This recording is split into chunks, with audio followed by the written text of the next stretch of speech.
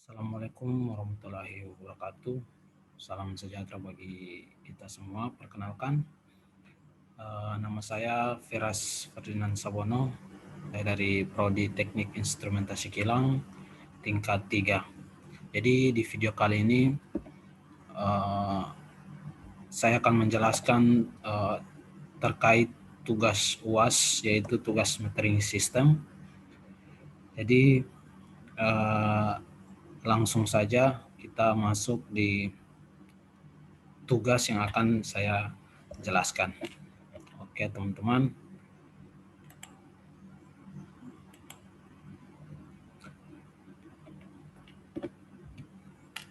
Nah, jadi di tugas kali ini saya akan menjelaskan terkait negatif pressure flow meter.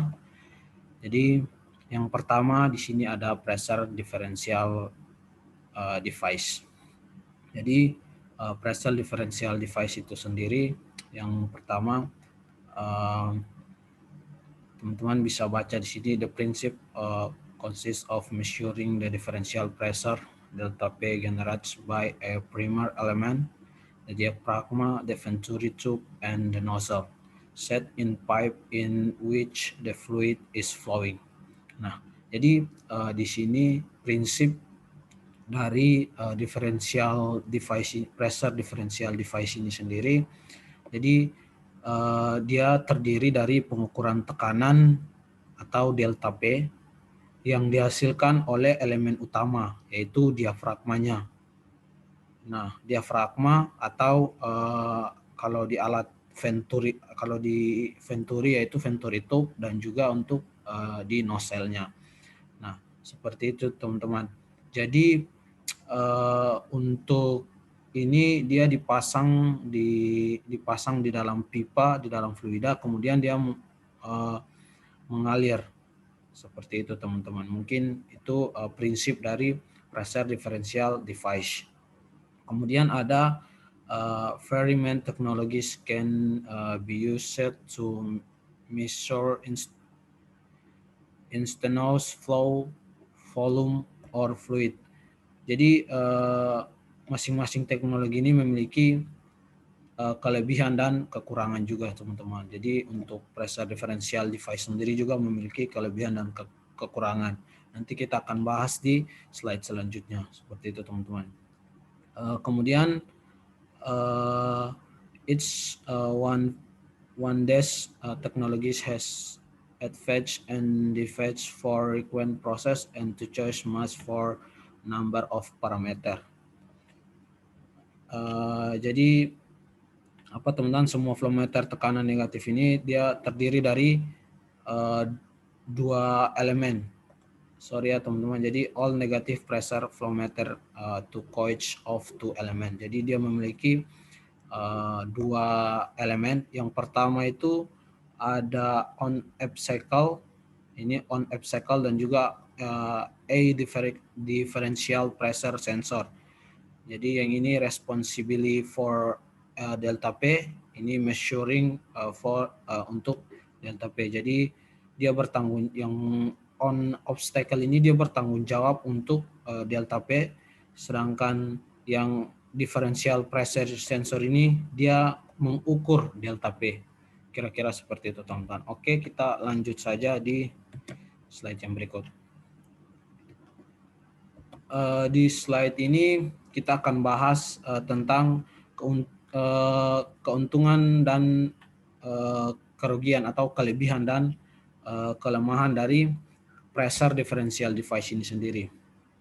Nah, jadi one of the main advantages of the flow rate is that they do not require calibration as long as they have been designed in complete with the established standard. In addition, they have no moving part and therefore they remain reliable of time. Nah, jadi teman-teman, salah satu keuntungan dan kerugian dari perangkat ini adalah salah satu keuntungannya dia mengukur aliran, dia tidak memerlukan kalibrasi. Jadi dia dirancang sesuai dengan standar yang ditetapkan. Jadi dia langsung mengukur seperti itu, teman-teman. Nah, selain itu juga dia tidak memiliki bagian yang bergerak karena dia dapat diandalkan dari waktu ke waktu. Itu keuntungan dari pressure differential device. Nah, kemudian untuk kelemahan sendiri ya, dia memiliki kelemahan juga ya, teman-teman. Jadi dia memiliki, kalau untuk kelemahannya itu dia memiliki jangkauan yang terbatas. Tekanan drop yang dihasilkan itu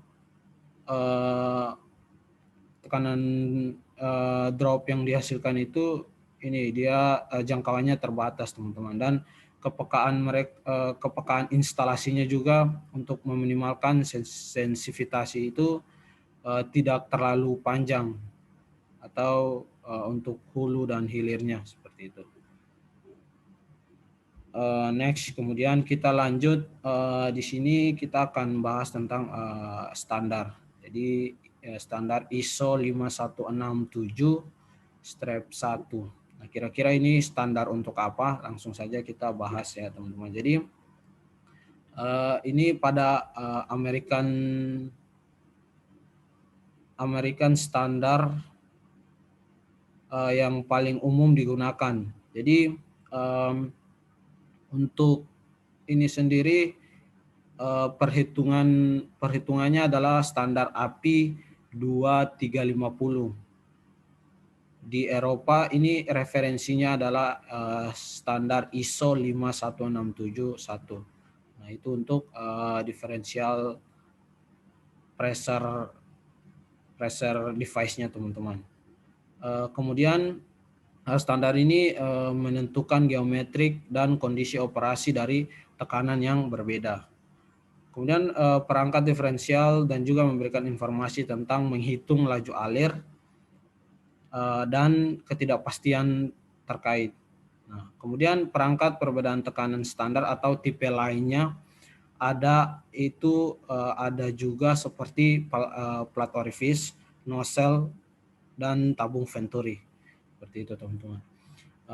Kemudian kita lanjut next. Nah, di sini kita flow rate calculation formula for a pressure differential. Jadi kita membahas tentang rumus perhitungan dari laju alir itu sendiri. Jadi yang ini ya, teman-teman, Q sama dengan C kali E kali sigma kali E kali S2 S1 kali S2 akar delta P per rho 1. Seperti itu, teman-teman. Nah, jadi untuk pembahasannya sendiri, jadi untuk C itu koefisien pelepas yang mengoreksi kesalahan karena penurunan tekanan yang disebabkan oleh perangkat diferensial tekanan. Dia untuk koefisien C itu dia mengoreksi kesalahan karena penurunan tekanan yang disebabkan oleh perangkat diferensial tekanan, seperti itu. Nah, koefisien ini bergantung pada bilangan Reynolds number. Nah, kan untuk Reynolds number sendiri untuk setiap alat itu beda-beda. Misalnya seperti kalau di sini tuh yang dicontoh itu Venturi. Nah, itu dia itu untuk koefisien C-nya itu 0,97. Nah, seperti itu. Itu sama dengan 0,97 sampai 0,99. Sedangkan untuk plat orifice itu 0,6. Nah, untuk plat orifice itu 0,6. Tempatnya diberikan oleh jadi untuk yang ini dia diberikan kayak kita mengikuti standar itu 516 ISO 5167-1. Min lagi datar 1, seperti itu, teman-teman. Nah, kemudian untuk faktor kecepatan dan pendekatan, kemudian untuk menghitung kompresibilitas fluida, itu sigma 1 itu faktor ini sama dengan 1 untuk fluida yang tidak dapat dimempatkan dan akan bergantung pada karakteristik termodinamika untuk fluida yang dapat dimempatkan. Seperti itu teman-teman. Kemudian indeks 1. Nah, kan di sini ada 1 dan 2, indeks 1 dan 2. Nah, indeks 1 itu untuk tekanan hulu dan 2 untuk tekanan hilir. Sedangkan massa jenis 1 dalam rumus adalah kepadatan hulu